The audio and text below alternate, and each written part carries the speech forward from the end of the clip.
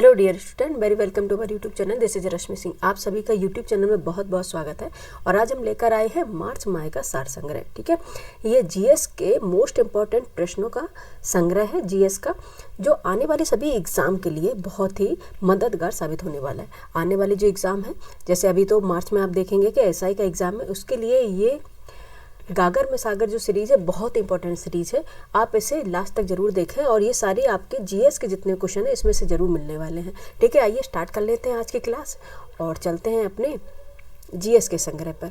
ठीक है, पहले इसको हम जूम कर लेते हैं जिससे कि आपको पढ़ने में आसानी रहे, क्योंकि आप लोग इसे मोबाइल में भी पढ़ते होंगे और मोबाइल में पढ़ने के कारण कहीं आपको छोटा ना दिखे, इसलिए जूम करना पड़ेगा। इसलिए मैं ही जूम कर देती हूँ उसको।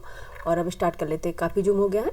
आइए सबसे पहले आपको हम दिखा देते हैं सार संग्रह है, और ये सबसे पहले इसमें शामिल होगा भारतीय इतिहास एवं संस्कृति। ठीक है, कौन सा सब्जेक्ट शामिल है इसमें? भारतीय इतिहास एवं संस्कृति। ठीक है, इससे क्वेश्चन क्या बनेंगे आइए देख लेते हैं।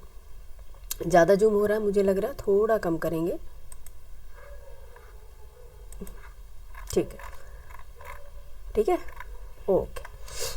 सबसे पहले जो सब्जेक्ट हमारा है भारतीय इतिहास एवं संस्कृति, इससे संबंधित क्वेश्चन हो गए और बहुत इंपॉर्टेंट ये क्वेश्चन है। सारे क्वेश्चन आप कर रहे हैं तो इसमें से कुछ ना कुछ क्वेश्चन आपके मिलने वाले हैं एसआई के एग्जाम में। ठीक है, फर्स्ट क्वेश्चन पूछा गया है, हड़प्पा सभ्यता में विशाल स्नानागार, स्टैचू ऑफ प्रीस्ट, हल्के चिन्ह और पत्तन किस स्थलों से संबंधित है? ठीक है, कि हड़प्पा सभ्यता यानी कि हड़प्पा सिविलाइजेशन में विशाल स्नानागार मिला है, स्टैचू ऑफ प्रीस्ट मिला है, हल्के चिन्ह मिले हैं और पत्तन जैसे बोलते हैं पोर्ट या फिर गोदीवाड़ा भी बोलते हैं और बंदरगाह भी बोलते हैं। ठीक है, ये मिले हैं। तो बताइए कहाँ कहाँ मिले हुए हैं? ठीक है, आइए हम देख लेते हैं। हड़प्पा सभ्यता में विशाल जो स्नानागार मिला है मोहनजोदड़ो से मिला है। ठीक है, मोहनजोदड़ो से मिला है। ठीक है, स्टैचू ऑफ प्रीस्ट मिला हड़प्पा से। ठीक है, स्टैचू ऑफ प्रीस्ट मिला हड़प्पा से। ये सिंधु सभ्यता थी, इंडस वैली सिविलाइजेशन है। जैसे कि एक कोई सिटी होती है उसमें अलग अलग मोहल्ले होते हैं, उस तरह से अलग अलग स्थान के अकॉर्डिंग जहाँ जहाँ पे खुदाई हुई और जहाँ जहाँ पे ये मिले हुए हैं वहाँ उनके अकॉर्डिंग उनका नाम रख दिया गया है। ठीक है, तो मोहनजोदड़ो का आपका बात हो गई। क्या मिला है यहाँ पे? विशाल स्नानागार मिला है। स्टैचू ऑफ प्रीस्ट कहाँ? हड़प्पा में मिली है। और हल्के चिन्ह का तो आप कई बार रटे हुए, कालीबंगा राजस्थान में मिला हुआ है।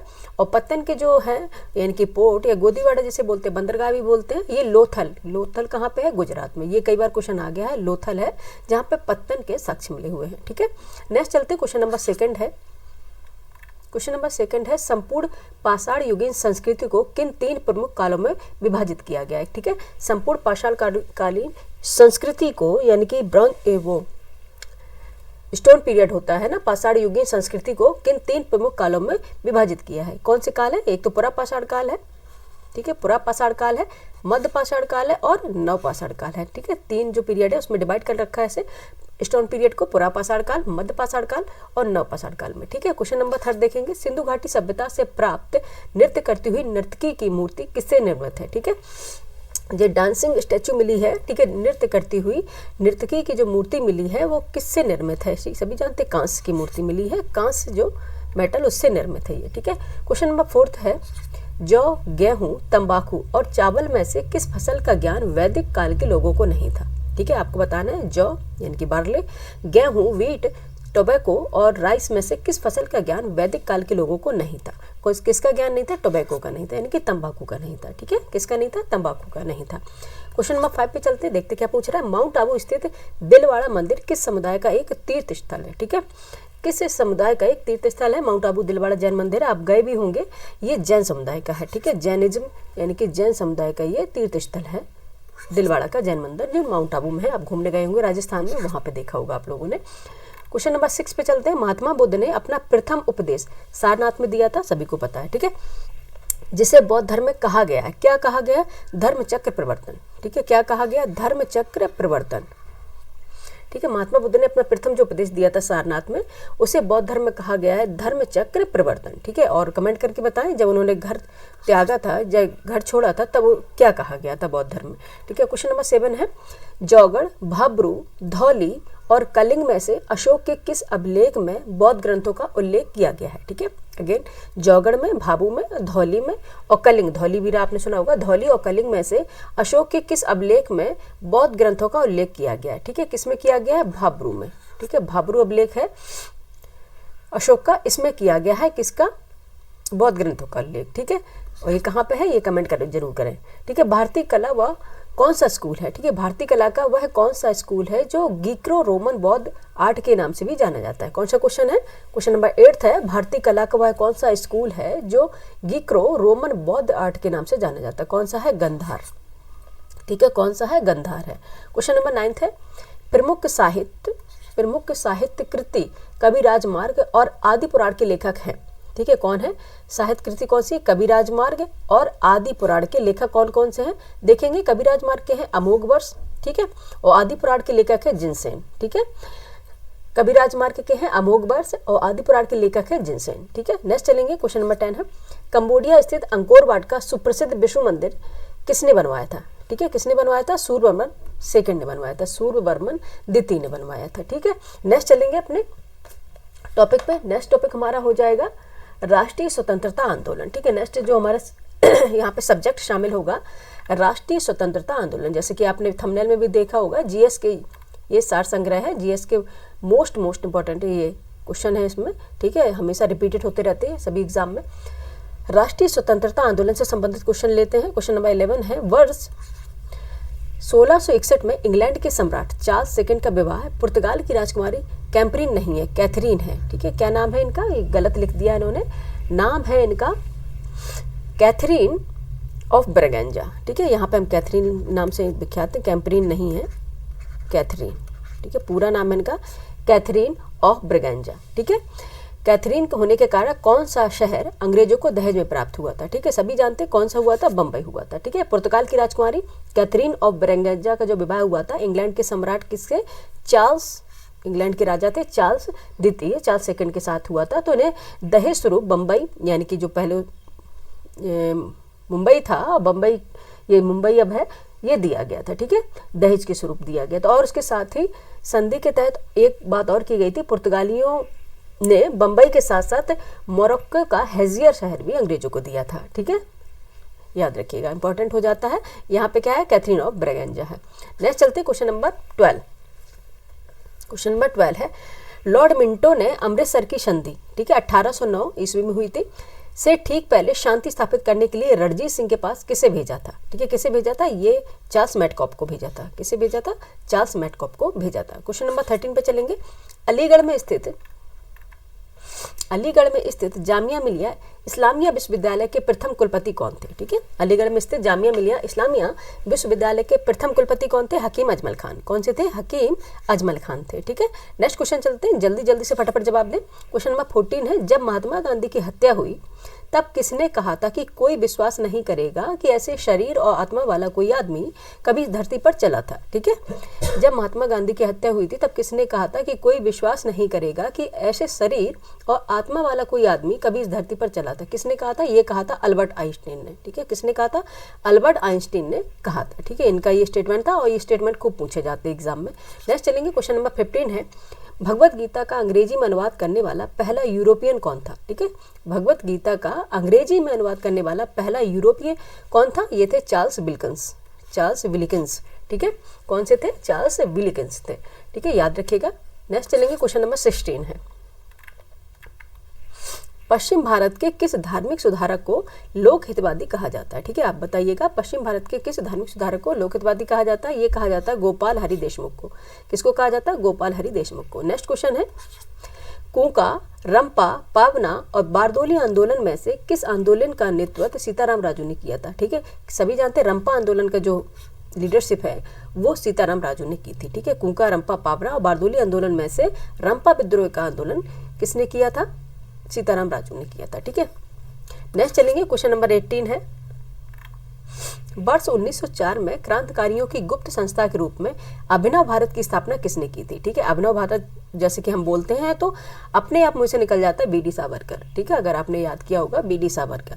ठीक है, वर्ष 1904 में क्रांतिकारियों की गुप्त संस्था के रूप में अभिनव भारत की स्थापना किसने की थी? बीडी सावरकर द्वारा की गई थी। ठीक है, नेक्स्ट चलेंगे, क्वेश्चन नंबर 19 है, पेशवा बाजीराव द्वितीय के दत्तक पुत्र नाना साहेब का दूसरा नाम क्या था? ठीक है, क्या नाम था?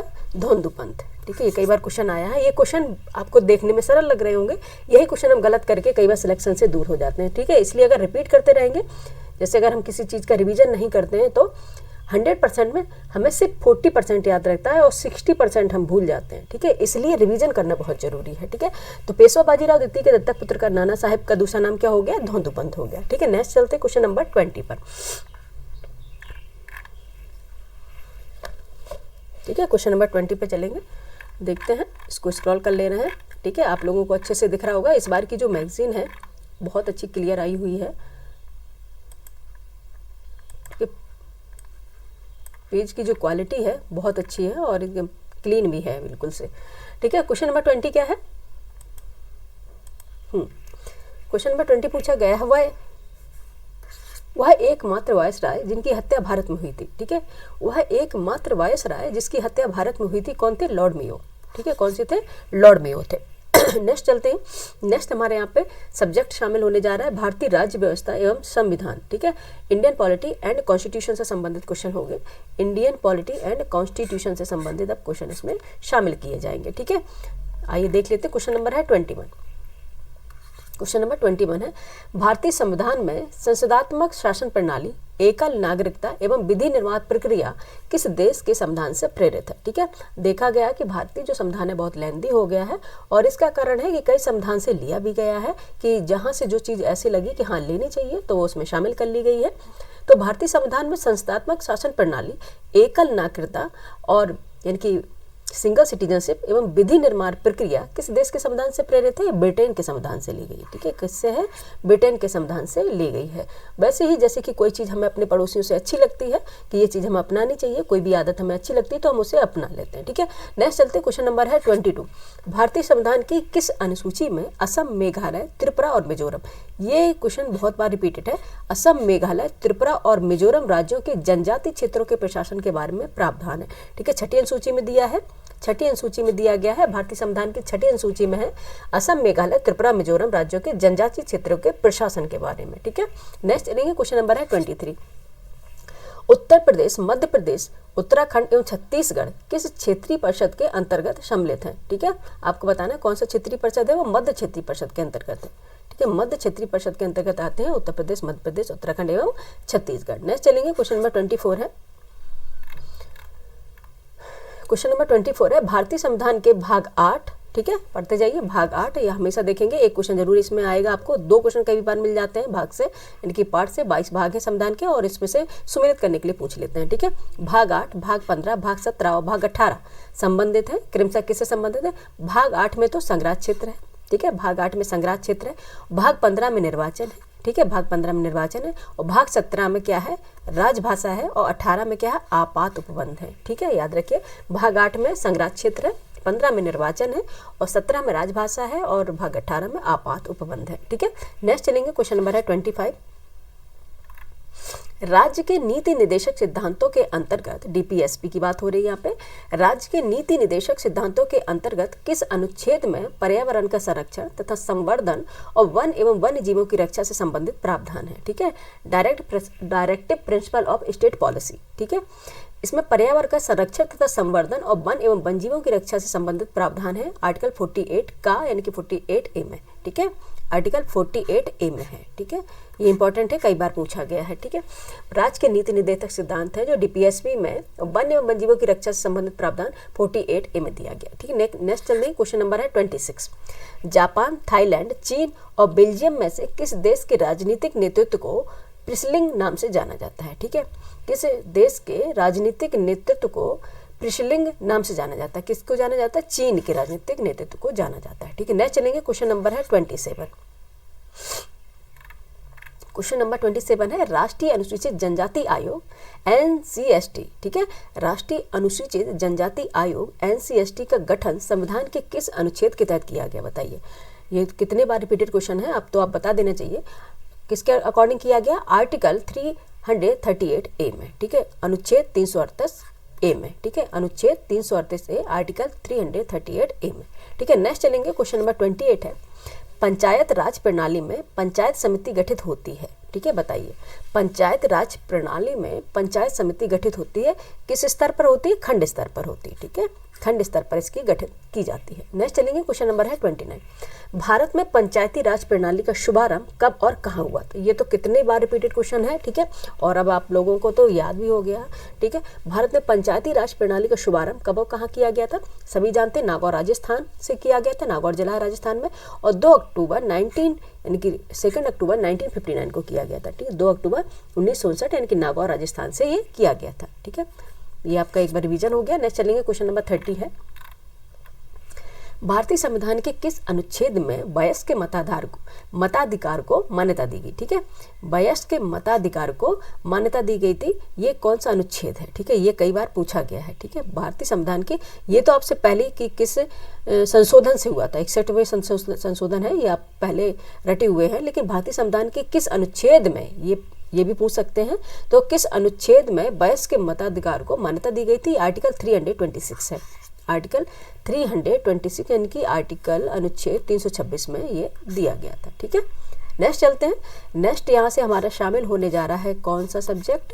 पर्यावरण एवं जैव विविधता, यानी कि इन्वायरमेंट एंड बायोडाइवर्सिटी, ठीक है।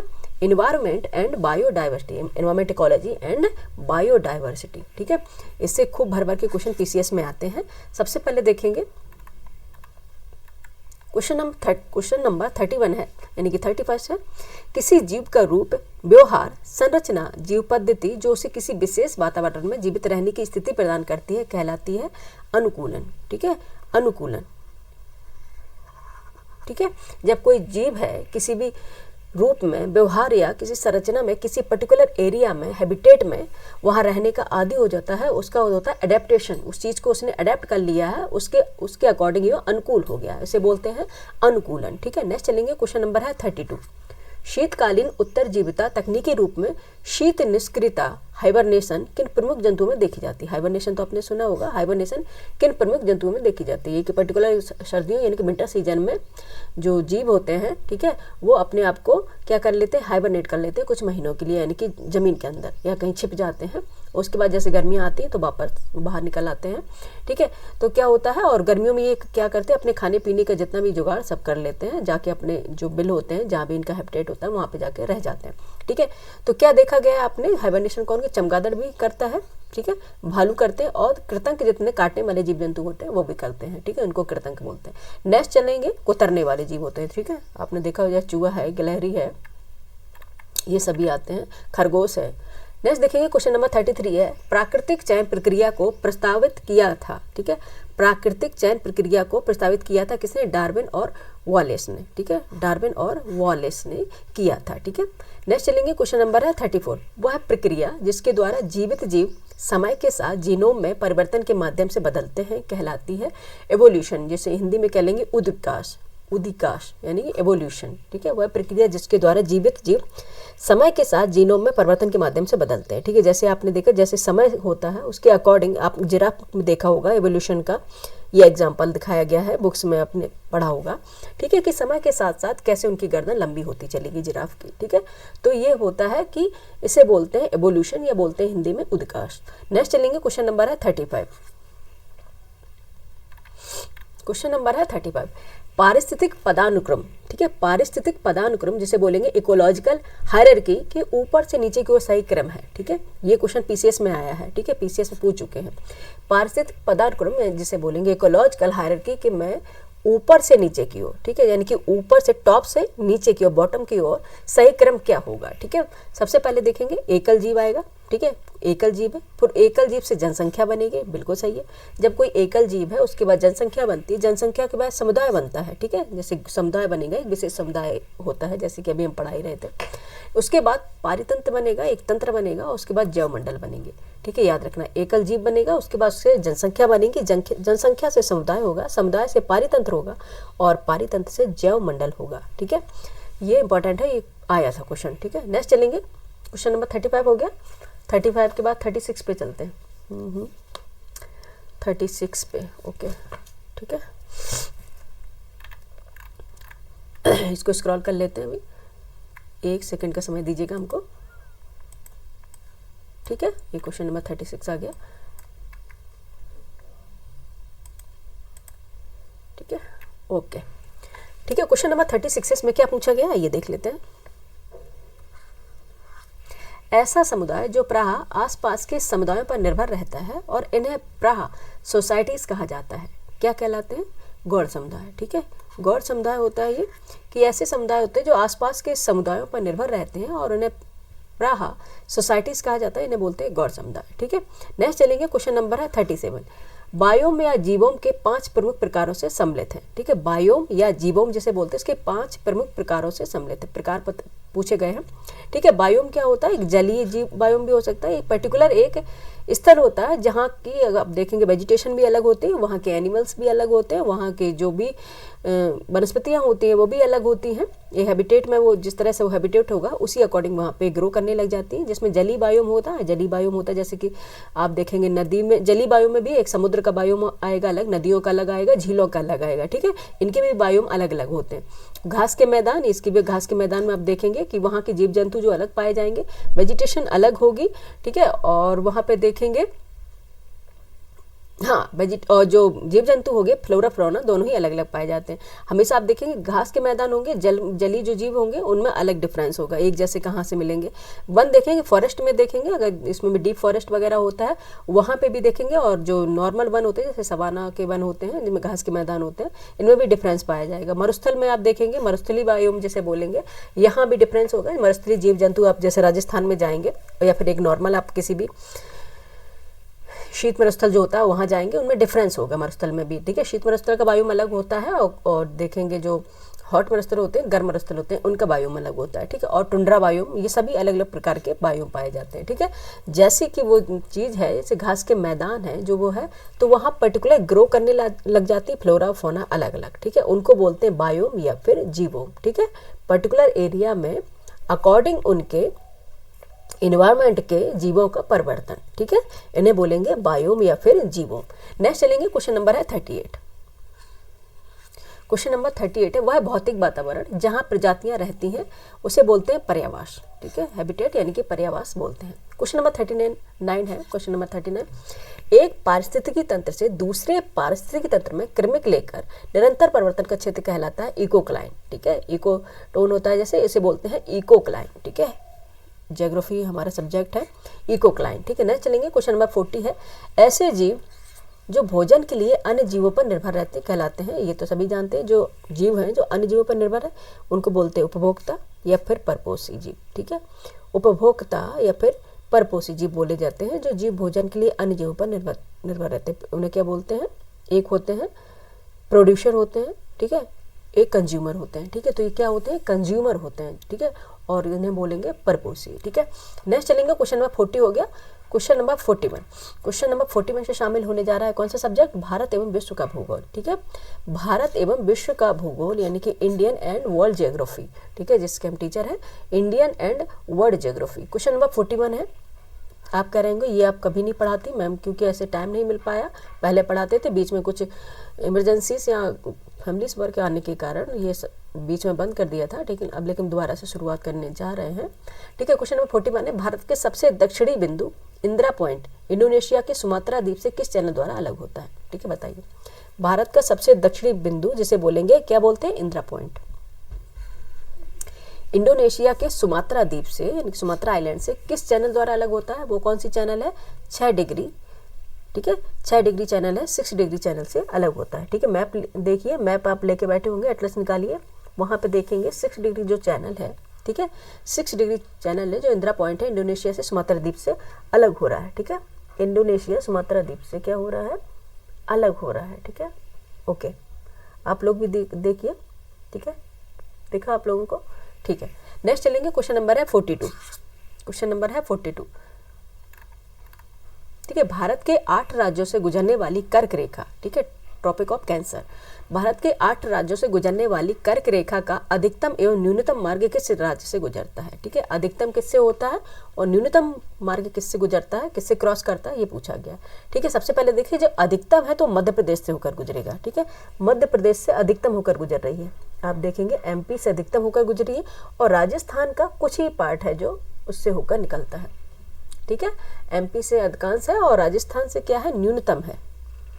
याद रखिएगा, अधिकतम है एमपी से और राजस्थान से देखेंगे तो न्यूनतम है। ठीक है, मार्ग होकर गुजरता है।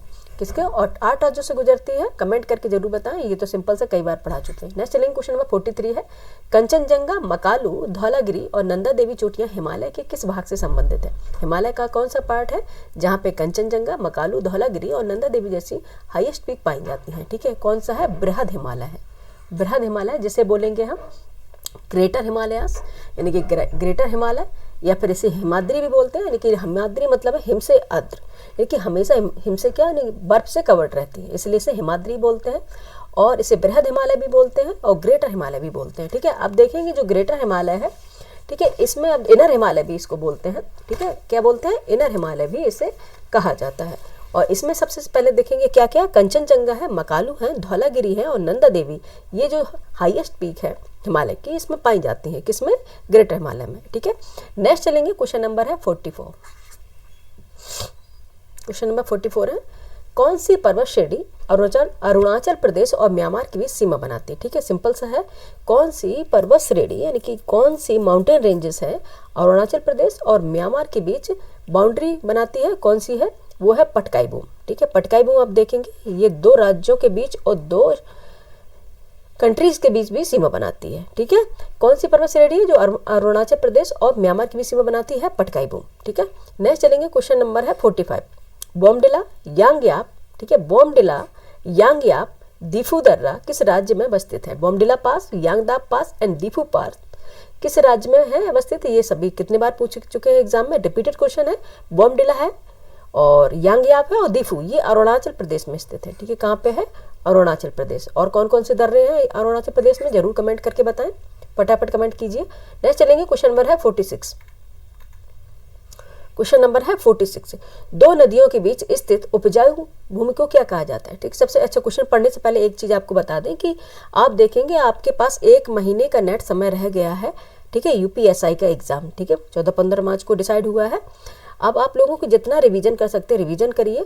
ठीक है, मोस्ट आपकी जो रहेंगे प्रैक्टिस सेट वो हम करा देंगे। ठीक है, उसकी आप चिंता बिल्कुल ना करें और रिवीजन जितना हो सकता है करें। और जो भी आपको टॉपिक लगता है कि आपको से क्वेश्चन चाहिए वो भी कमेंट करके बताएं हमें जरूर। ठीक है, चलते हैं अपने क्वेश्चन पर। क्वेश्चन नंबर है 46 है, 2 नदियों के बीच स्थित उपजाऊ भूमि को कहा जाता है दोआब। ठीक है, दोआब।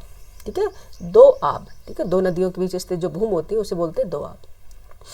नेक्स्ट चलेंगे, क्वेश्चन नंबर है 47, हिमालय के उत्थान के दौरान, यानी कि जब हिमालय बन रहा था, अपलिफ्ट हो रहा था, हिमालय के उत्थान के दौरान भारतीय प्लेट के उत्तर पूर्व की ओर गति के कारण निर्मित राजमहल पहाड़ियां और मेघालय पठार के बीच किस गैप का निर्माण हुआ था? ठीक है, कितना सिंपल सा क्वेश्चन है। हिमालय का जब अपलिफ्ट हो रहा था, अपलिफ्टिंग हो रही थी हिमालय की, तो भारतीय प्लेट के उत्तर पूर्व की ओर जब गति के कारण तो कौन सी पहाड़ियां बनी थी? राजमहल पहाड़ियां और मेघालय पठार के बीच जो गैप बन गया था, जब ये हुआ था बीच में भ्रंश आ गया था, गैप बन गया था, तो उस गैप को क्या कहा गया है? उस गैप को क्या कहा गया? मालदा गैप कहा गया। ठीक है, क्या कहा गया है? मालदा गैप कहा गया है। ठीक है, ये हिमालय का जब उत्थान हुआ था, अपलिफ्ट हुआ था हिमालय, इसको हम अच्छे से पढ़ाएंगे भी, आप पढ़ा भी चुके हैं एक बार कि हिमालय का निर्माण कैसे हुआ। अगेन फिर दोबारा से हम जब question concept wise class start करेंगे तो सारा कुछ कराएंगे। ठीक है, नेक्स्ट है क्वेश्चन नंबर 48, काठियावाड़ तट।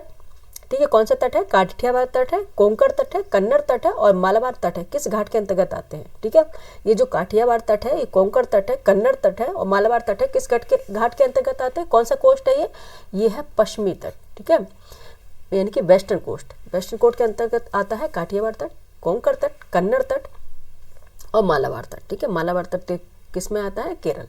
ठीक है, मालाबार तट केरल आता है और कन्नड़ तट कौन सा है? कर्नाटक है। और कोंकण तट कौन सा है? और काठियावाड़ तट कौन सा है? जरूर बताएं। ठीक है, काठियावाड़ तो आप जानते हैं, काठियावाड़ प्रायद्वीप किसे बोलते हैं बताओ? गुजरात का तट है ना, उसे बोलते हैं। ठीक है, तो किसके अंतर्गत आते हैं? पश्चिमी तट के अंतर्गत। नेक्स्ट चलते क्वेश्चन नंबर है 49, लिटिल निकोबार और ग्रेट निकोबार में कौन सी चैनल पृथक करती है? ठीक है, लिटिल निकोबार और ग्रेट निकोबार जो है, लिटिल निकोबार और ग्रेट निकोबार को कौन सी चैनल पृथक करती है? बताइए कौन सी चैनल पृथक करती है? ये चैनल है सेंट जॉर्ज चैनल। ठीक है, सेंट जॉर्ज चैनल, ये एटलस निकाल के देखेंगे आप। लिटिल निकोबार इसमें अगर कर सकते तो करते, लेकिन आगे जब हम जियोग्राफी पढ़ाएंगे तो उसमें विथ मैप की ही पढ़ाते हैं। आपने पिछली जितनी मैं क्लासेस पढ़ी होंगी आपने देखी होंगी, विथ मैप की है मैंने क्लासेस ली हुई हैं। ठीक है, लिटिल निकोबार और ग्रेट निकोबार को कौन सी चैनल पृथक करती है? सेंट जॉर्ज चैनल पृथक करती है। नेक्स्ट चलेंगे क्वेश्चन नंबर 50 है, ब्यास और सतलज। ठीक है, ब्यास और सतलज, ब्यास और रावी, रावी और चिनाब, चिनाब और झेलम के बीच कौन से दोआब पाए जाते हैं, यानी कि दो नदियों के बीच की स्थिति को जो जगह होती है उसको बोलते हैं दोआब। ठीक है, तो ब्यास और सतलज के बीच होते हैं उसे बोलते हैं बिष्ट दोआब। ठीक है, ब्यास और रावी के बीच है तो बारी दोआब बोलते हैं। रावी और चिनाब के बीच है तो उसे बोलते हैं रचना दोआब। और चिनाब और झेलम के बीच है तो चाज दोआब इसे बोलते हैं। ठीक है, ब्यास और सतलज बिष्ट दोआब, ब्यास और रावी बारी दोआब, रावी और चिनाब रचना दोआब, और चिनाब और झेलम है तो चाज दोआब कहा जाता है। ठीक है, नेक्स्ट चलेंगे। अब शामिल होने जा रहा है कौन सा सब्जेक्ट, यहाँ पे शामिल होने जा रहा है हमारा भारतीय अर्थव्यवस्था। ठीक है, इंडियन इकोनॉमिक्स से संबंधित क्वेश्चन इसमें शामिल होंगे। ठीक है, सबसे पहले देखेंगे क्वेश्चन नंबर 51 है, मनरेगा के स्थान पर अब कौन से नए अधिनियम को वर्ष 2025 में लागू किया गया है। ठीक है, इंपॉर्टेंट क्वेश्चन है, मनरेगा के स्थान पर अब कौन से नए अधिनियम को वर्ष 2025 में लागू किया गया है। कौन सा अधिनियम है, इसे बोलेंगे वीबी रामजी अधिनियम। कौन सा अधिनियम है, वीबी रामजी अधिनियम। ठीक है, मनरेगा के स्थान पर इस नए अधिनियम को लागू किया गया 2025 में, नाम है वीबी रामजी अधिनियम। ठीक है, नेक्स्ट चलेंगे। क्वेश्चन नंबर है 52। दिसंबर, पहले नरेगा था, नरेगा से मनरेगा बना, मनरेगा से वीबी रामजी अधिनियम बन गया। ठीक है, नेक्स्ट चलेंगे। क्वेश्चन नंबर है 52। दिसंबर 2025 की स्थिति के अनुसार देश में संचालित स्मॉल फाइनेंस बैंकों की संख्या कितनी है। स्मॉल जो फाइनेंस बैंकों की संख्या है 11 है। ठीक है, नेक्स्ट क्वेश्चन पे चलेंगे। Question number 53। हाल ही में भारत ने किस देश के साथ व्यापक आर्थिक साझेदारी समझौता यानी कि सेपा पर हस्ताक्षर किए हैं। CEPA पर हस्ताक्षर किए हैं, कौन से है, ओमान ने। ठीक है, हाल ही भारत ने देश के साथ व्यापक आर्थिक साझेदारी समझौता यानी कि CEPA पर हस्ताक्षर किए हैं, तो वो किए हैं ओमान। ठीक है, नेक्स्ट चलेंगे। क्वेश्चन नंबर है 54। वह दर जिस पर RBI व्यावसायिक बैंक को ऋण देता है, क्या कहता है, रेपो दर। वह दर जिस पर RBI यानी कि कॉमर्शियल बैंकों को ऋण देता है उसे बोलते हैं रेपो दर। ठीक है, क्या बोलते हैं उसे, रेपो दर। ठीक है, नेक्स्ट चलेंगे क्वेश्चन नंबर 55 पर, जनगणना 2027 के लिए। ठीक है, जनगणना सेंसस 2027 के लिए केंद्रीय मंत्रिमंडल ने कुल कितने बजट को मंजूरी प्रदान की है। ठीक है, कितना बजट पर मंजूरी दी है इन्होंने, जनगणना 2027 के लिए केंद्रीय मंत्रिमंडल ने कुल कितने बजट को मंजूरी दी है, ये दी है 11,718 करोड़। ठीक है, 11,718 करोड़ यानी 11,718 करोड़। ठीक है, इसको इन्होंने मंजूरी दी है। नेक्स्ट चलेंगे। क्वेश्चन नंबर है 56। क्वेश्चन नंबर है 56। सबका बीमा सबकी रक्षा अधिनियम, सबका बीमा सबकी रक्षा अधिनियम 2025 के तहत बीमा क्षेत्र में कितने प्रतिशत FDI की अनुमति प्रदान की गई है। कितने प्रतिशत है FDI, 100%। ठीक है, कितनी है, 100% FDI की अनुमति प्रदान की गई। नेक्स्ट चलेंगे। क्वेश्चन नंबर है 57।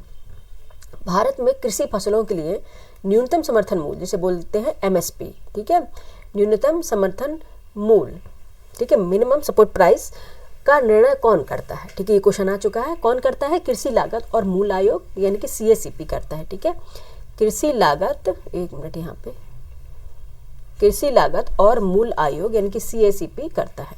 नेक्स्ट चलेंगे। क्वेश्चन नंबर है 58। ठीक है, क्वेश्चन नंबर 58 है, किसी कंपनी के डिबेंचर धारक कहलाते हैं। ठीक है, किसी कंपनी के जो डिबेंचर धारक होते हैं उन्हें बोलते हैं लेनदार। ठीक है, एक देनदार होते हैं, एक लेनदार होते हैं। जो डिबेंचर धारक होते हैं उन्हें बोलते हैं लेनदार। ठीक है, नेक्स्ट चलेंगे। 58 हो गया ना, क्वेश्चन नंबर 58 हो गया। हम अब चलते क्वेश्चन नंबर 59 पर। ठीक है, क्वेश्चन नंबर चलेंगे 59 पर। इसके लिए हम थोड़ा सा स्क्रॉल कर ले रहे हैं इसको।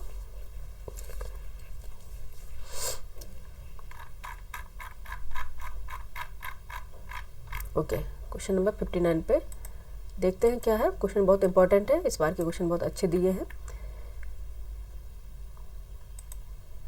ठीक है, क्वेश्चन नंबर 59 है, किसी अर्थव्यवस्था में उत्पादक के कारकों पर व्यक्तिगत स्वामित्व होता है। ठीक है, किसी अर्थव्यवस्था में उत्पादक के कारकों पर व्यक्तिगत स्वामित्व होता है। क्या होता है, पूंजीवादी अर्थव्यवस्था में। जो पूंजीवादी अर्थव्यवस्था होती है, जो उत्पादक के कारकों पर जो व्यक्तिगत स्वामित्व होता है उसे बोलते हैं कैपिटलिज्म। ठीक है, कैपिटलिज्म इकोनॉमी बोलते हैं। ठीक है, कैपिटल इकोनॉमी या कैपिटलिज्म जिसे बोलेंगे, जिसमें अर्थव्यवस्था में उत्पादक के कारकों पर व्यक्तिगत स्वामित्व होता है यानी कि जिसमें प्राइवेट सेक्टर का स्वामित्व होता है, उसे बोलते हैं पूंजीवादी अर्थव्यवस्था। ठीक है, यहाँ पे नेक्स्ट चलेंगे। क्वेश्चन नंबर 60 है, यदि चालू खाता पर सरकारी खर्च सरकारी राजस्व से अधिक हो तो क्या स्थिति होती है। ठीक है, यदि चालू खाता है, ठीक है, करंट अकाउंट है, उस पर सरकारी खर्च है, सरकारी राजस्व से अधिक होता है तो क्या स्थिति होती है, घाटा का बजट होता है। ठीक है, डेफिसिट होता है यानी कि डेफिसिट का बजट हो गया ये, ठीक है। तो ये क्या हो गया, सरकारी जो राजस्व से अधिक हो रहा है चालू खाते पर, सरकारी खर्च जो है सरकारी राजस्व से अधिक हो रहा है, ठीक है। आपको इतना मिल नहीं रहा है जितना आपका खर्च हो रहा है, तो अब सी बात है, तो क्या हो गया, घाटा हो गया, ठीक है। ये सिंपल सा कॉन्सेप्ट है। नेक्स्ट चलेंगे, क्वेश्चन नंबर है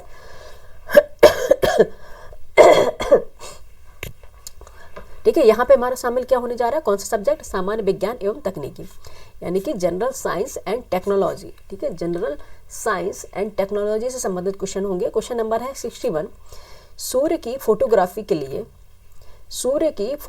के लिए किस उपकरण का प्रयोग किया जाता है, ठीक है। ये क्वेश्चन को पूछे जाते हैं। कौन सी है वो, स्पेक्ट्रोहीलियोग्राफ। कौन सा ग्राफ है, स्पेक्ट्रोहीलियोग्राफ। सूर्य की फोटोग्राफी के लिए उपकरण का जो प्रयोग किया जाता है वो है स्पेक्ट्रोहीलियोग्राफ, ठीक है, स्पेक्ट्रोहीलियोग्राफ, ठीक है। पढ़िएगा दोबारा से। क्वेश्चन नंबर 62 है, सूर्यास्त के बाद भी पृथ्वी के सतह के निकट वायु किस कारण ऊष्मा प्राप्त करती रहती है, ठीक है। आपको बताना है कि अगर सनसेट भी हो जाता है, यानी कि रात में भी आप देखेंगे जो सूर्य के जो सतह की जो जमीन की वायु होगी वो गर्म होती है, वो किस कारण होती है, इसे बोलेंगे स्थलीय विकिरण से, यानी कि जिसे बोलते हैं टेरेस्ट्रियल रेडिएशन। टेरेस्ट्रियल रेडिएशन या बोलेंगे पार्थिव विकिरण, यानी सॉरी पार्थिव विकिरण या स्थलीय विकिरण या टेरेस्ट्रियल रेडिएशन बोलेंगे, ठीक है। इसे देखेंगे कि दिन में जो होता है सूर्य से जितनी भी किरणें होती है वो पृथ्वी उससे गर्म होती है, ठीक है। कौन से वेव से होती है, शॉर्ट वेव से होती है गर्म, ठीक है, शॉर्ट रेडिएशन से। और वही जब क्या होता है, जब वो पृथ्वी पूरी तरह से गर्म हो जाती है, सूर्य अस्त हो जाता है, तो जितनी भी गर्म होती है तो अपने आप को संतुलित करने के लिए, ठीक है, अपने आप को बैलेंस करने के लिए वो रेन की लॉन्ग वेव्स, यानी कि जिसे बोलेंगे टेरेस्ट्रियल वेव के द्वारा अपने हीट को वापस रिलीज करती हैं, ठीक है। जितनी जरूरी उतने अपना रख लिया, उनके बजट होता है वो पूरा मैंने पढ़ाया है, ठीक है, और उसको वापस रिलीज करती हैं। तो उसके माध्यम से अगर आपसे पूछा जाए कि जो अर्थ का जो वायुमंडल है, ठीक है, आसपास का जो वायुमंडल है वो किस कारण गर्म होता है, उसके गर्म होने के कारण है टेरेस्ट्रियल रेडिएशन, ना कि सूर्य की ऊष्मा से। किससे गर्म होता है, वो पृथ्वी के टेरेस्ट्रियल रेडिएशन से, पार्थिव विकिरण के कारण गर्म होता है, ठीक है। तो यहाँ हो गया 62 क्वेश्चन स्थलीय विकिरण से। नेक्स्ट चलेंगे, क्वेश्चन नंबर 63 है, शक्ति, दूरी और ऊष्मा में से थर्म किसका गैर एशियाई मात्रक है, ठीक है, किसका गैर एशियाई मात्रक है, ठीक है। आपको बताना किसका है, ऊष्मा का एशियाई मात्रक है ये। नेक्स्ट चलेंगे, क्वेश्चन नंबर है 62, अवतल दर्पण द्वारा, ठीक है, अवतल दर्पण द्वारा बना प्रतिबिंब होता है, ठीक है। कितनी बार आ गया है, अवतल जो दर्पण है उसके द्वारा बना प्रतिबिंब होता है, इसे बोलेंगे वास्तविक तथा आभासी, ठीक है, वास्तविक तथा आभासी प्रतिबिंब बनता है, ठीक है। नेक्स्ट चलेंगे, क्वेश्चन नंबर 65, क्वेश्चन नंबर है 65, किस तरंग के लिए किसी भी माध्यम की आवश्यकता नहीं होती, ठीक है। कौन सी ऐसी तरंग है जिसे चलने के लिए किसी भी माध्यम की आवश्यकता नहीं पड़ती, वो कौन सी तरंग है, ये तरंग है प्रकाश तरंग है, लाइट वेव्स होते हैं, ठीक है। इन्हें किसी भी माध्यम की आवश्यकता नहीं होती, किसी भी माध्यम से चलती हैं, क्योंकि अगर माध्यम की आवश्यकता होती तो सन से जो रेस है वो पृथ्वी तक ऐसे नहीं आ पाती, क्योंकि आप देखेंगे जहाँ पे पृथ्वी की वायुमंडल खत्म हो जाता है तो फिर क्या स्पेस है जहाँ पे कोई भी माध्यम नहीं है, तो वहाँ पे वो ट्रेवल नहीं कर पाती, ठीक है। सिंपल सा उदाहरण तो कौन सी तरंग है, प्रकाश तरंग है, बाकी ध्वनि हो या कुछ हो सभी को माध्यम की जरूरत है। नेक्स्ट चलेंगे, magnetic resonance, magnetic resonance imaging यानी MRI में से किस तरंग का प्रयोग किया जाता है, ठीक है। मैग्नेटिक रेजोनेंस इमेजिंग यानी कि MRI में से किस तरंग का प्रयोग किया जाता है, ये है चुंबकीय तरंगे, ठीक है। कौन सी तरंगे हैं, चुंबकीय तरंगे होती है, ठीक है। नेक्स्ट चल देखेंगे, पृथ्वी के, ओहो इस पे ओवरलाइन हो गई, पृथ्वी के किस स्थानों पर वस्तु का भार अधिकतम व न्यूनतम होता है, ठीक है। पृथ्वी के किस स्थानों पर वस्तु का जो भार है अधिकतम व न्यूनतम होता है, ठीक है। पृथ्वी के जो स्थानों पर देखेंगे जो वस्तु का जो भार होगा, वेट होगा, ध्रुवों पर अधिकतम होगा, ठीक है, ध्रुवों पर अधिकतम होगा, और न्यूनतम कहाँ पर होगा, विषुवत रेखा पर, ठीक है। न्यूनतम भार कहाँ पे होगा, विषुवत रेखा पर होगा, ठीक है। नेक्स्ट चलेंगे, क्वेश्चन नंबर 68, इसका भी हम कॉन्सेप्ट है, अब क्योंकि क्लास ज़्यादा लंबी हो रही है, अब जैसे कि हम पढ़ाएंगे जब ज्योग्राफी में उसमें बताएंगे, ठीक है। नेक्स्ट चलेंगे, हृदय स्पंद के दौरान वैद्युत परिवर्तनों को रिकॉर्ड करने वाले, यानी कि विद्युत परिवर्तन जो होते हैं उनको रिकॉर्ड करने वाले उपकरण को कहा जाता है, क्या कहा जाता है, इलेक्ट्रोकार्डियोग्राफ, क्या बोलते हैं, इलेक्ट्रोकार्डियोग्राफ, ठीक है। हृदय स्पंद यानी कि हृदय की जो धड़कन होती है उसके दौरान जो विद्युत परिवर्तनों को रिकॉर्ड करने वाला उपकरण होता है उसे बोलते हैं इलेक्ट्रोकार्डियोग्राफ, ठीक है, इलेक्ट्रोकार्डियोग्राफ, ठीक है। नेक्स्ट देखें, क्वेश्चन नंबर है 69, फोटो इलेक्ट्रिक प्रभाव की घटना की खोज किसने की थी, ये की थी हेनरिक हर्ट्ज ने, हेनरिक हर्ट्ज ने, ठीक है। हेनरिक हर्टज ने की थी। नेक्स्ट चलेंगे, क्वेश्चन नंबर 70 है, दूध की सघनता मापने के लिए प्रयुक्त उपकरण है लैक्टोमीटर। ठीक है, डेंसिटी जो दूध की मापनी है तो उसका कौन सा उपकरण होता है, लैक्टोमीटर। ठीक है, नेक्स्ट चलेंगे, 70 क्वेश्चन हो गए यहाँ पे। 71 क्वेश्चन चलेंगे और यहाँ पे शामिल होने जा रहा है कौन सा सब्जेक्ट, बाल विकास एवं शिक्षा शास्त्र। बाल विकास एवं शिक्षा शास्त्र इसमें शामिल होने जा रहा है। ठीक है, इसमें क्वेश्चन देखेंगे टैट वगैरह में और जो सीसेट का एग्जाम होता है उसमें भी पूछे जाते हैं। ठीक है, क्वेश्चन नंबर 71 है, बुद्धि परीक्षण और खेलकूद के मैदान में से बाल विकास को सर्वाधिक प्रभावित करने वाला कारक है खेल का मैदान। ठीक है, कौन सा है, खेल का मैदान सबसे ज्यादा प्रभावित करता है।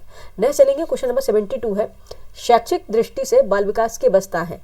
ठीक है, कौन सी है, किशोरावस्था में देखेंगे। शैक्षिक दृष्टि से सबसे ज्यादा जब बच्चे हैं हम देखेंगे कि हमारा जो भी सीखने की जो गतिविधि ज़्यादा होती है वो हमेशा बाल्यावस्था से यानी किशोरावस्था में बहुत तेज होती है। ठीक है, टीनेजर तक बहुत ज़्यादा तेज रहती है कि किसी भी चीज़ को हम पढ़ते हैं वो हमारे पूरे लाइफ टाइम नहीं भूलती है। ठीक है, तो बाल विकास की जो अवस्था है शैक्षिक दृष्टि सबसे ज़्यादा होंगी तो किशोरावस्था है, उसके बाल्यावस्था है और शैशवावस्था है। ठीक है, ये होती हैं बाल विकास की अवस्थाएं कौन सी होगी, किशोरावस्था है, बाल्यावस्था है, शैशवावस्था है। ठीक है, पहले हो गए शैशव हो गए, शिशु होते हैं, फिर बाल होते हैं और फिर किशोर होते हैं। ठीक है, नेक्स्ट चलेंगे, क्वेश्चन नंबर है 73, बाल विकास को कितने भागों में बांटा गया है, 4 भागों में बांटा गया है। ठीक है, बाल विकास को कितने भागों में बांटा गया है, अवस्थाएं थी और विकास को बांटा गया 4 अवस्थाओं में।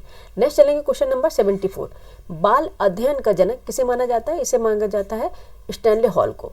यहाँ बाल का मतलब किससे समझते हैं, बालक से। ठीक है, बाल अध्ययन का जनक किसे माना जाता है, जिसमें बाल बालिकाएं सभी होंगे, स्टैनले हॉल। ठीक है, नेक्स्ट चलेंगे, क्वेश्चन नंबर 75, विकासात्मक बाल मनोविज्ञान का जनक किसे माना जाता है, इसे जीन पियाजे को माना जाता है। ठीक है, विकासात्मक बाल मनोविज्ञान का जनक है जीन पियाजे को माना जाता है। नेक्स्ट चलेंगे, क्वेश्चन नंबर है 76, विकास उत्पाद है अधिगम तथा परिपक्व। ठीक है, अधिगम तथा परिपक्वता का। ठीक है, विकास उत्पाद है अधिगम तथा परिपक्वता का। ठीक है, नेक्स्ट चलेंगे, क्वेश्चन नंबर है 77, विकास के अधिगम सिद्धांत का प्रतिपादन किसने किया था, ये किया था रॉबर्ट रिचर्डसन और शीयर्स ने। ठीक है, विकास के अधिगम सिद्धांत का प्रतिपादन रॉबर्ट रिचर्डसन और शीयर्स ने किया था। नेक्स्ट चलेंगे, क्वेश्चन नंबर है 78, मानव विकास की किस अवस्था के बाद व्यक्ति परिपक्व हो जाता है। ठीक है, कौन सी जो अवस्था है उसके बाद मैच्योर जिसे पर्सन कहा जाता है वो होता है किशोर अवस्था के बाद। ठीक है, यानी कि टीनेजर के बाद। ठीक है, फिर क्या हो जाती है, इंसान मैच्योरिटी की तरफ बढ़ने लग जाता है। ठीक है, नेक्स्ट चलेंगे, क्वेश्चन नंबर है 79, शैशवावस्था में संचयी काल किसे कहते हैं, जन्म से 3 वर्ष है। ठीक है, जन्म से बर्थ से लेकर 3 वर्ष की जो अवस्था है उसे बोलते हैं संचयी काल। नेक्स्ट चलेंगे, क्वेश्चन नंबर 80 है, अभिवृद्धि से तात्पर्य कोशिकाओं में होने वाली वृद्धि से है। यह कथन है किसका है, कथन स्टेटमेंट फ्रैंक का है। ये किसका स्टेटमेंट है, फ्रैंक का स्टेटमेंट है। अब शामिल होने जा रहा है कौन सा सब्जेक्ट, संप्रेषण या संचार, कम्युनिकेशन स्किल। और डिसीजन मेकिंग से देखेंगे सीसेट चाहे वो यूपीएससी का हो या यूपीपीसीएस का, सभी में पूछे जाते हैं। बहुत इंपॉर्टेंट क्वेश्चन होते हैं, कम से कम 20-25 क्वेश्चन इससे ही पूछे जाते हैं। और आपको देखा कितना 33% है इसका पासिंग मार्क्स यानी कि क्वालिफाइंग मार्क्स सीसेट का। अगर आप क्वालिफाई नहीं करेंगे तो सीसेट की कॉपी पहले ही चेक हो जाती है, जीएस को तो आपको कॉपी देखेंगे भी नहीं। ठीक है, तो आप इसके हल्के में ना लें, कई बार सीसेट ही निकालना यूपीएससी का और यूपीपीसीएस भी उसी कदम पे चल रहा है, मुश्किल हो जाता है। ठीक है, तो इसमें देखेंगे जो संप्रेषण संचार है तो कम से कम देखेंगे 20 से 25 क्वेश्चन आ जाते हैं, कई बार 30 में क्वेश्चन भी पूछ लेते हैं और ये डिपेंड करता है आयोग पर। ठीक है, क्वेश्चन नंबर है 81, संचार में कब लघु परिधिकरण का प्रयोग किया जाता है। ठीक है, लघु परिधिकरण का प्रयोग किया जाता है, ये किया जाता है निष्पदन के बुरे प्रभाव को कम करने के लिए। ठीक है, निष्पदन के बुरे प्रभाव को कम करने के लिए लघु परिधिकरण कर दिया जाता है। किसी चीज को क्या करते हैं, किसी को लघु परिधिकरण क्या करते हैं, जब कोई चीज है, ठीक है, अगर आपको सोचना है कि ये चीज क्या अफवाह फैले ना, ठीक है, ये दूर तक जाए ना, तो आप उसको क्या कर देंगे, बांध देंगे शॉर्ट उसमें कि इससे बस अब बात ये आगे नहीं फैलनी चाहिए। उसे बोलेंगे लघु परिधिकरण और उसे बोलेंगे निष्पदन के बुरे प्रभाव को कम करने के लिए, क्योंकि उसका जैसे आप देखेंगे कोई कहीं पे बहुत बुरी घटना हो गई है, ठीक है, तो उसका एक लघु परिधिकरण कर दिया जाता है कि उसको ज़्यादा दूर तक यह देखेंगे सोशल मीडिया पर और न्यूज़ में इतना बड़ा चढ़ा के न दिखाया जाए कि उसके जो प्रभाव हैं बहुत बुरे आए फिर। ठीक है, नेक्स्ट चलेंगे, क्वेश्चन नंबर है 82, संचार प्रक्रिया में सबसे पहले कौन सा लेखन आता है, ये होता है कूट लेखन।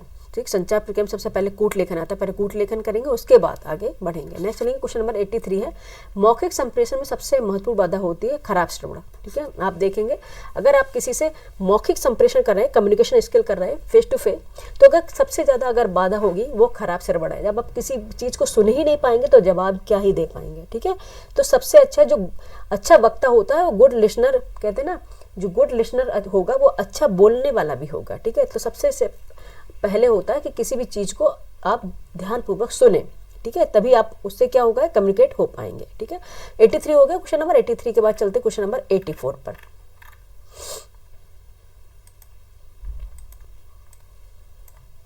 Question number 84। ठीक है, बस अभी लास्ट पेज है, आप लोग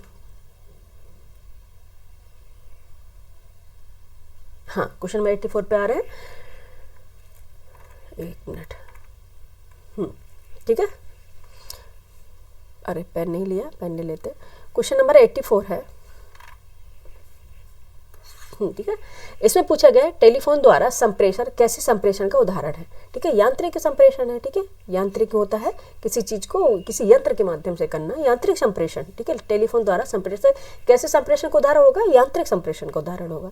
नेक्स्ट चलेंगे, क्वेश्चन नंबर 85 है, कक्षा में संप्रेषण को सामान्यतः समझा जाता है संज्ञानात्मक। ठीक है, संज्ञानात्मक संप्रेषण जैसे कहा जाता है, कक्षा में जो संप्रेषण होता है उसे समझा जाता है संज्ञानात्मक संप्रेषण। ठीक है, नेक्स्ट चलेंगे, क्वेश्चन नंबर 86 है, संप्रेषण में कूट लेखन से क्या तात्पर्य है। कूट लेखन से क्या तात्पर्य है। ठीक है, तात्पर्य क्या है, संकेतों को तंत्रिकीय आवेगों में परिवर्तन करना। ठीक है, कूट लेखन होता है संकेतों को तंत्रिकीय आवेगों में परिवर्तन करना, कि उसी चीज को किसी चीज को आप बता सके, दर्शा सके, उसमें परिवर्तन करना। ठीक है, उसे बोलते हैं कूट लेखन। उस तरह से उसे पूरे तरह से, क्या किसी ने बात बोली है पूरे सेंटेंस को इस तरह से लगाना कि हम उसमें उसका जवाब भी दे सकें। ठीक है, नेक्स्ट चलेंगे, क्वेश्चन नंबर 87, औपचारिक दिशा निर्देश। औपचारिक दिशा निर्देश एवं प्राधिकार पदानुक्रम संचार के किस प्रकार के उदाहरण है। यह है नियंत्रण पर। ठीक है, कंट्रोल जो होता है नियंत्रण प्रकार का उदाहरण है। नेक्स्ट चलेंगे, क्वेश्चन नंबर 87 हो गया। 88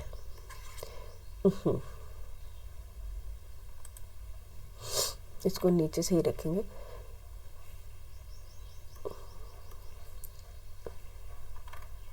है एक मिनट, कक्षा संप्रेषण किसका आधार है।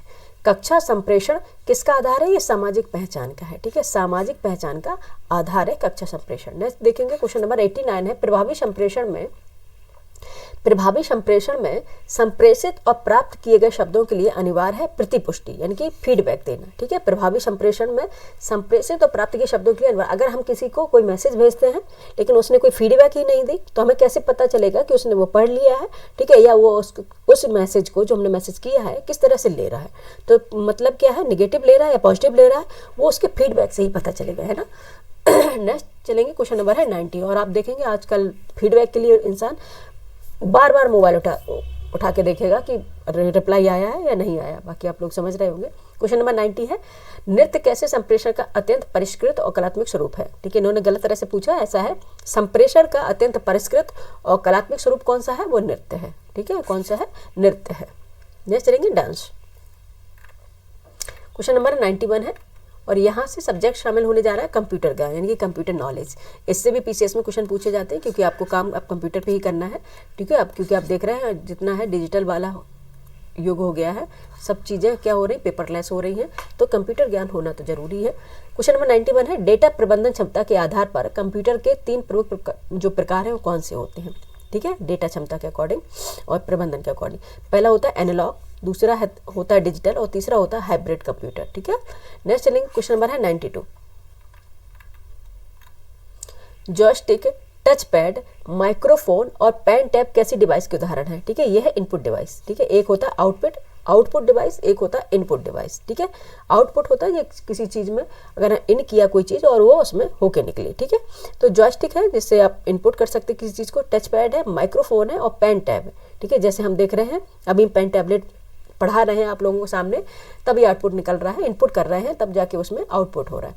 ठीक है, कोई भी चीज़ हम उसमें इन कर रहे हैं, कोई भी हम अब जैसे पढ़ा रहे हैं। ठीक है, तो ये जो पेन टैब है ये भी इनपुट डिवाइस में ही आता है। ठीक है, तो इनपुट डिवाइस में कौन सा हो गया, पेन टैब हो गया, जॉयस्टिक हो गया, टच पैड हो गया, माइक्रोफोन हो गया। ठीक है, ये डिवाइस है।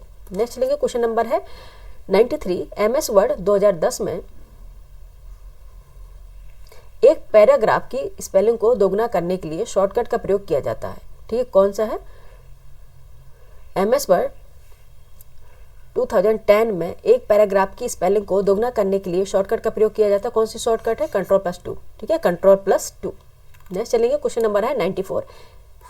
एक आईपी एड्रेस में कितने बिट्स होते हैं? एक आईपी एड्रेस में 32 बिट्स होते हैं। ये क्वेश्चन इस तरह से पूछा जाता है, एक आईपी में कितने बिट्स होते हैं? 32। नेक्स्ट चलेंगे, क्वेश्चन नंबर 95। कंप्यूटर शब्दावली में यूएसबी का असंक्षिप्त रूप क्या है? ठीक है, असंक्षिप्त रूप क्या है यूएसबी का? ये है यूनिवर्सल सीरियल बस। ठीक है, यूएसबी का मतलब है यूनिवर्सल सीरियल बस, यानी कि संक्षिप्त रूप इन्होंने बताया कि उसका पूरा असंक्षिप्त मतलब यानी कि उसका फुल फॉर्म बताना है। ठीक है, क्या होगा? यूनिवर्सल सीरियल बस। ठीक है, नेक्स्ट चलेंगे, क्वेश्चन नंबर 96। इनकी हिंदी भी गजब की होती है। एकीकृत सर्किट किससे बने होते हैं? ठीक है, एकीकृत जो सर्किट है सिलिकॉन से बने होते हैं। ठीक, कंप्यूटर में। नेक्स्ट देखेंगे, क्वेश्चन नंबर 97 है, GUI का पूरा नाम क्या है? ठीक है, पूरा क्या है full form? GUI graphic user interface, graphic user interface. Question number 98 है, कंप्यूटर में स्प्रेडशीट को कहा जाता है वर्कबुक। ठीक है, स्प्रेडशीट है उसको कहा जाता है वर्कबुक। ठीक है, नेक्स्ट चलेंगे, क्वेश्चन नंबर 99 है, डिजिटल चित्र की सबसे छोटी इकाई होती है पिक्सल। सबसे छोटी इकाई क्या होती है? पिक्सल होती है। ठीक है, इसको इस तरह से देखेंगे। क्वेश्चन नंबर है 100, पहली वेब आधारित ईमेल सेवा कौन सी थी? एक मिनट बच्चे।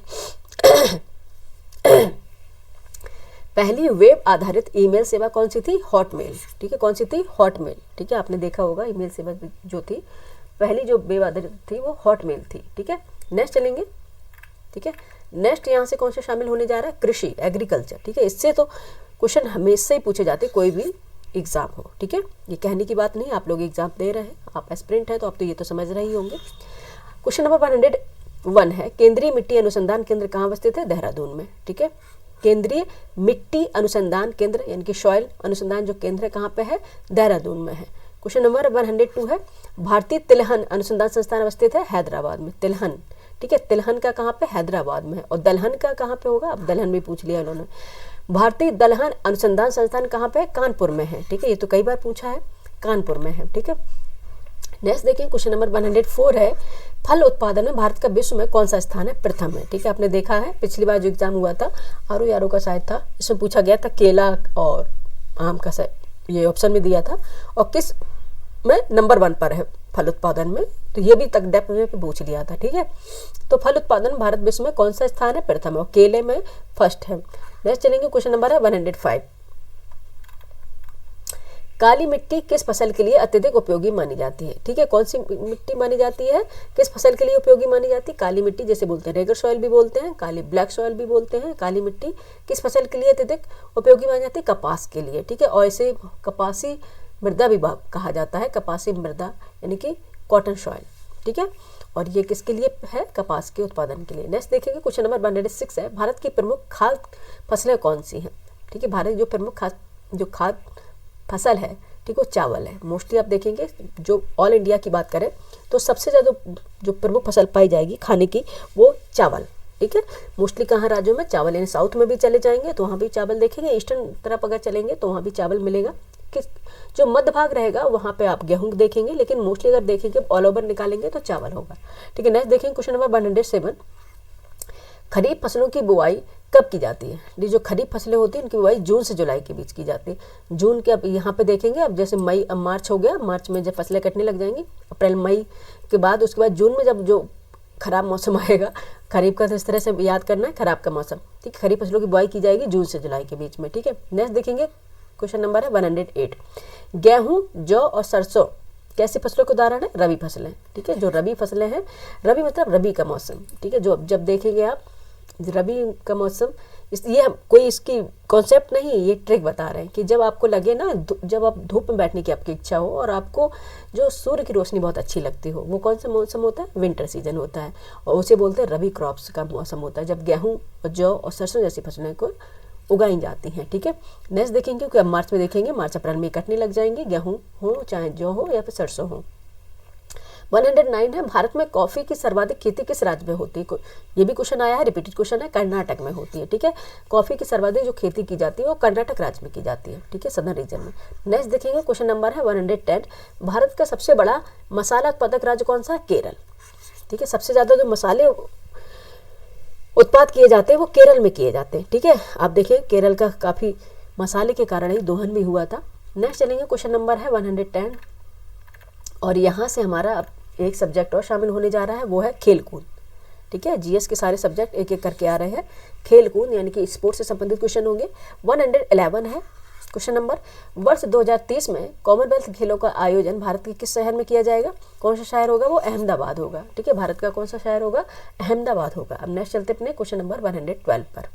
ठीक है, बस अब ये हमारा लास्ट यहाँ से स्टार्ट हो रहा है कि आप एंडिंग की तरफ ही बढ़ रहे हैं। ठीक है, उम्दा आप लोगों ने उम्मीद बना रखी है। ठीक है, कि पेशेंस बना रखी है कि हाँ लास्ट तक करना है, और इस तरह की जो क्यूरियोसिटी होती है अगर आपके पढ़ाई में है, ठीक है, तो सिलेक्शन आपका एक ना एक दिन हो ही जाएगा। नेक्स्ट देखते हैं, क्वेश्चन नंबर है 112, 20वें यानी कि 2026, 21वें यानी कि 2030 और 22वें यानी कि 2034 एशियाई खेलों का आयोजन कहाँ किया जाएगा? ठीक है, 20वें जो 2026 में होगा वो नागोया जापान में होगा, और 21वां जो 2030 में होगा वो दोहा कतर में होगा, और 22वां जो 2034 में होगा वो रियाद सऊदी अरब में एशियाई खेलों का आयोजन किया जाएगा। नेक्स्ट देखते हैं 113, आईसीसी पुरुष एक दिवसीय विश्व कप 2027 का आयोजन कहाँ किया जाएगा? ये किया जाएगा दक्षिण अफ्रीका, जिम्बाब्वे और नामीबिया में। ठीक है, आईसीसी पुरुष एक दिवसीय विश्व कप 2027 का आयोजन किया जाएगा दक्षिण अफ्रीका, जिम्बाब्वे और नामीबिया में। ठीक है, नेक्स्ट लेंगे, क्वेश्चन नंबर है 114, वुली स्कूप, ड्रिबल और डी किन खेलों से संबंधित प्रमुख शब्दावली है? हॉकी। ठीक है, ये सब जो टर्म्स हैं ये हॉकी से संबंधित है। नेक्स्ट चलेंगे, क्वेश्चन नंबर है 115, double Dutch, smash, love, net और ड्यूस किन खेलों से संबंधित शब्दावली है? कौन से टर्म है? ये बैडमिंटन से संबंधित शब्दावलियां हैं। नेक्स्ट चलेंगे, क्वेश्चन नंबर है 116, ब्रेवॉन स्टेडियम भारत के किस शहर में स्थित है? ये मुंबई में है। कहाँ पे है? मुंबई में है ब्रेवॉन स्टेडियम। ठीक है, नेक्स्ट देते हैं, नेक्स्ट है हमारा 117, होलकर स्टेडियम भारत के किस राज्य में स्थित है? जैसे कि होलकर आपने सुनी होगी, मध्य प्रदेश के इंदौर राज्य में है। ठीक है, होलकर स्टेडियम। नेक्स्ट देखेंगे, क्वेश्चन नंबर 118, भारत की घरेलू प्रतियोगिता विजय हजारे ट्रॉफी किस खेल से संबंधित है? आपको बता रहा है भारत की एक जो घरेलू प्रतियोगिता है विजय हजारे ट्रॉफी किस खेल से संबंधित है? यह है क्रिकेट से संबंधित ये ट्रॉफी है। नेक्स्ट चलेंगे, क्वेश्चन नंबर है 119, भारत की त्रिशा जौली, ठीक है, भारत की त्रिशा जौली व गायत्री गोपीचा का संबंध किस खेल से है?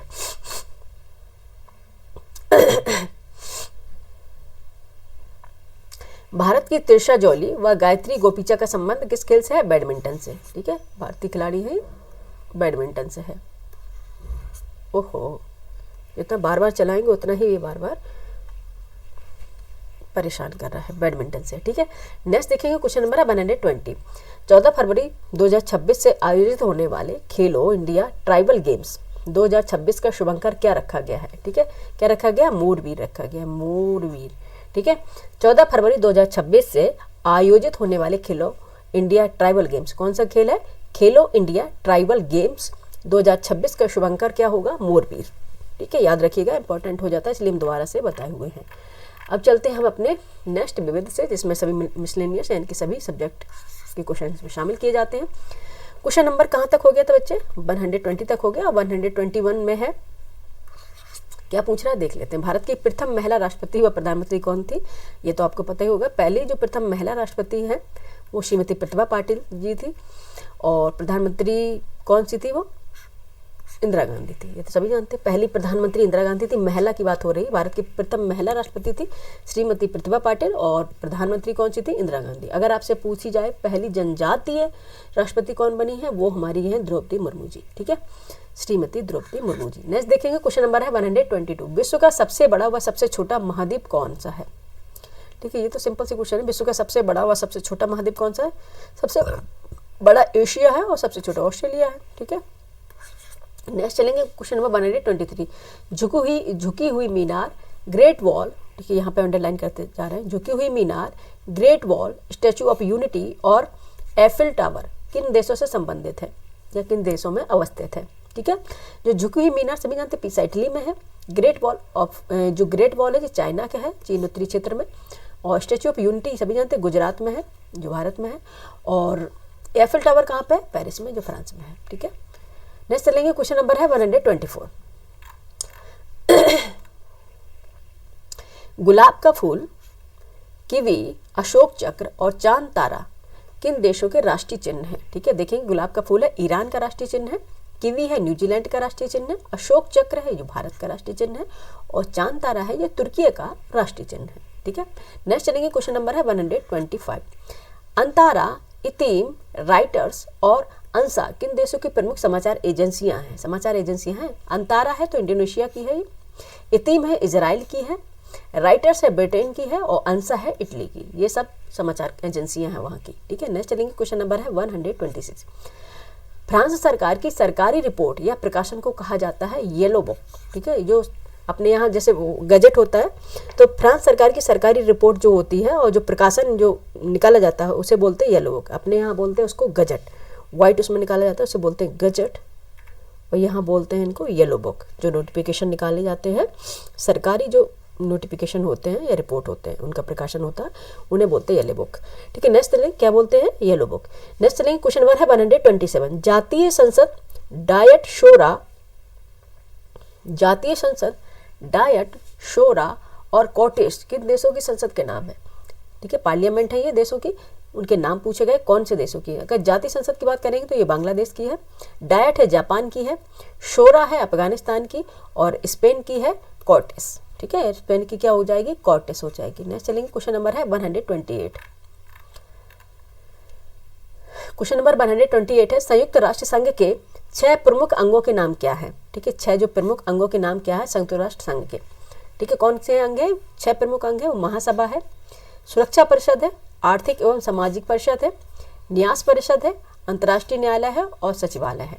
ठीक है, याद रखना, संयुक्त राष्ट्र संघ के 6 प्रमुख अंगों के नाम है महासभा, सुरक्षा परिषद, आर्थिक एवं सामाजिक परिषद, न्याय परिषद, अंतर्राष्ट्रीय न्यायालय और सचिवालय। ठीक है, नेक्स्ट चलेंगे, क्वेश्चन नंबर है 129। संयुक्त राष्ट्र मानवाधिकार परिषद, संयुक्त राष्ट्र मानवाधिकार परिषद UNHRC का गठन किस वर्ष किया गया था? ये जून 2006 में संयुक्त राष्ट्र मानवाधिकार परिषद यानी कि UNHRC का गठन जून 2006 में किया गया था। नेक्स्ट देखेंगे, और आज का हमारा लास्ट क्वेश्चन है ये 130। संयुक्त राष्ट्र के महासचिव रहे कोफी अन्नान किस देश से संबंधित है? ठीक है, संयुक्त राष्ट्र के महासचिव रहे कोफी अन्नान किस देश से संबंधित है? नाम क्या है इनका? Kofi Annan. ठीक है, गलत नाम प्रोनाउंस नहीं करना है, गलत नाम बिल्कुल प्रोनाउंस नहीं करना है, सही से प्रोनाउंस करना है। संयुक्त राष्ट्र के महासचिव रहे कोफी अन्नान किस देश से संबंधित है? घाना से। ठीक है, जो प्रोनाउंसिएशन आपका है वो क्लियर होना चाहिए। ठीक है, जो कोफी अन्नान है वो किस देश से संबंधित रहे हैं? घाना से संबंधित रहे हैं। और यहाँ पे हमारे पूरे के पूरे 130 क्वेश्चन कंप्लीट हो गए हैं जीएस के, और बहुत ही इंपॉर्टेंट ये क्वेश्चन थे आज आप लोगों ने किए होंगे, और जो लास्ट तक बने रहे हैं वो बच्चे जरूर इसमें से एक नए क्वेश्चन उन्हें मिलने वाला है।